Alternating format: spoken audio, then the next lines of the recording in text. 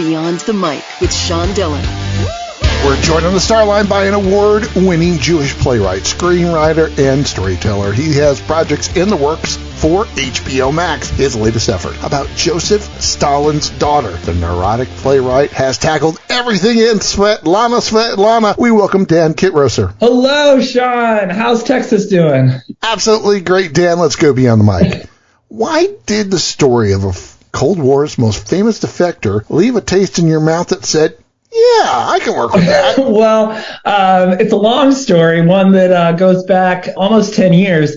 I read about her a couple years after she died, and her life story was something that I never expected. You know, we've all grown up hearing the name Stalin, and we all know about the mustache and the man behind it. Hearing about the story of her daughter, which at turns is, you know, everything that you would expect from someone who grew up in the shadow of a tyrant and then broke free. And then once she broke free, it's a story that you never expected. And it took her twists and turns through multiple continents, in and out of strange paramours, lovers, and other tyrants that you would never expect. And it just blew my mind. Your baby, We the Animals, won awards, but why is Svetlana so important to you?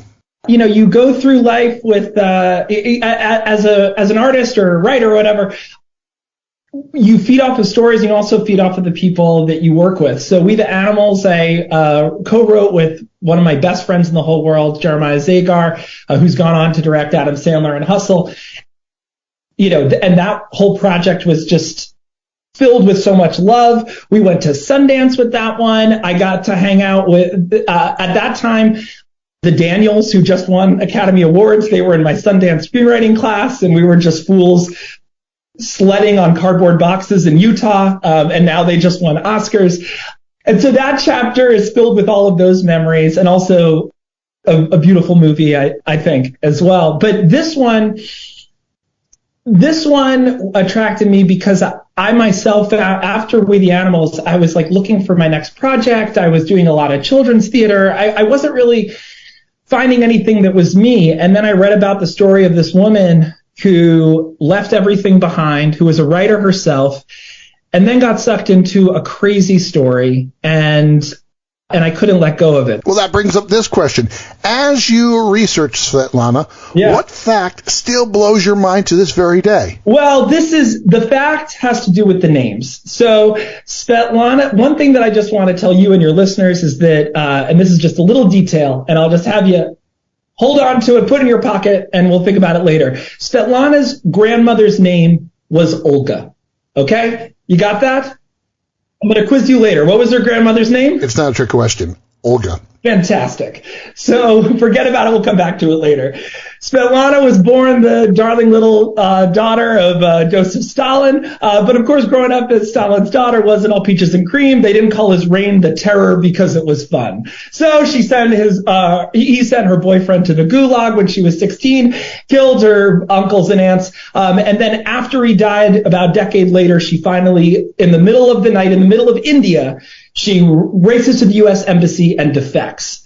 All of that is a crazy story, which comprises our first episode, which you should really listen to. But what happens after that is the most bonkers tale that I've ever heard, because Svetlana becomes an instant celebrity in the U.S. She has $1 million book deal, and she's in all of the papers. And people all over the country are writing her letters, telegrams, and she starts getting letters and phone calls and even gifts from a very strange, very mystical person on the other side of the country.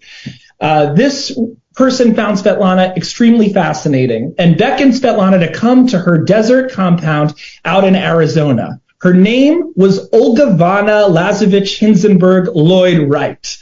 Olga Vana was Frank Lloyd Wright's widow, the famed architect. She was still running his sort of architect commune out in Arizona, and she believed that Svetlana was the reincarnation of her dead daughter, for she also had a daughter named Svetlana. And so she beckoned Svetlana to her commune called Taliesin West in Arizona, and she presents herself to be the motherly figure that Svetlana was always searching for, because Olga name was not merely Olga Vana. That was a nickname. Her name was Olga Ivanova Lasovich-Hindenburg-Lloyd-Wright.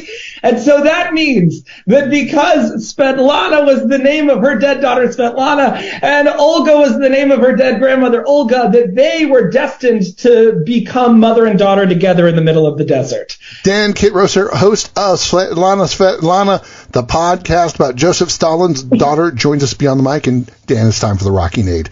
It's just 8 random questions. Answer with the first thing that comes to your mind. There is no pressure. Growing up in Philly, I got to ask the most important question. Pats, Geno's, D'Alessandro's, or Campos? Oh, well, I lived a mile away from D'Alessandro's, so I got to go with D'Alessandro's. What's the best thing about your Rightopia lab, Dan? The fact that the youth's voices are so much more hilarious and brilliant and powerful by your pupils you'll be taught, said Hammerstein, and every day working with the youth there is a magical day. What's the first typewriter you ever owned? Oh, it's this one. It's my grandmother's, Grandma Dell. She's no longer with us, but she left me her typewriter. What kind is it? What is it? It's an Olympia, and it weighs about 1,000 pounds. What's the best thing about PS122? Oh, the best thing about PS122 are just like all of the shows where people were extremely naked. That's the best thing. Do you ever catch yourself talking to yourself? I mean, I talk to myself all the time. For all I know, you're a figment of my imagination. I am. What inspired you to be an artist? That would probably have to be my dad, who is a magician and part-time lawyer. Dan, what's the one thing that's taboo for you? I guess like not talking about my digestive tract. Have you found your people yet? I have found my people, and specifically with this podcast, it's Allison Joy, Adam Weber, Catherine Isaac, Joe Batsilowitz, and the whole crew at iHeartRadio and Documentary Group. This is my tribe, and I am so grateful to work on this show with them. Dan Kitrosser from the podcast Svetlana joins us beyond the mic, and it's time for one big question. Dan, how is Jordan's road to becoming a speech and language pathologist at CHOP motivate you every day? Oh my God. Well, he has to get up in the morning. You have done your research.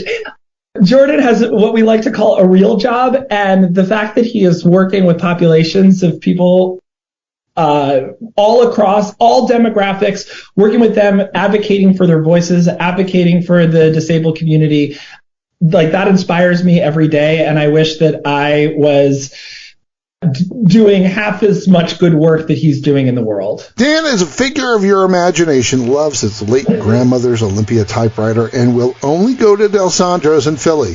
His podcast, Svetlana, is available wherever you find podcasts. Dan, thank you so much for taking the time to talk with us today. Oh my God, Sean, this was the best. Have a great day. And we will. And that, my friends, is a Beyond the Mic shortcut.